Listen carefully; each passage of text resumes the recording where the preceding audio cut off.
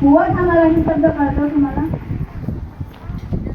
त्याच्यामध्ये बळ आहे असं कळतं का?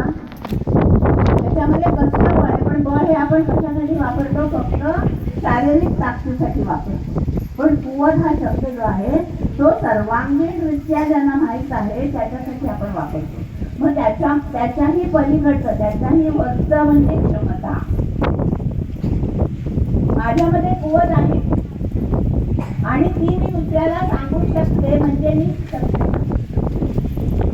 मग तुम्हाला इथे कशासाठी बोलवलं आता सांगा? तुम्हाला समजलं का याचा अर्थ?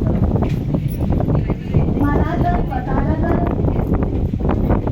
माहिती करून घ्यायची आहे, विकास करून घ्यायचा आहे, तुम्हाला शिकायचं आहे, शिकण्याची जाणीव ठेवायची आहे, त्याचबरोबर ती दुसऱ्याला पण द्यायची माहिती तुम्हाला असली पाहिजे.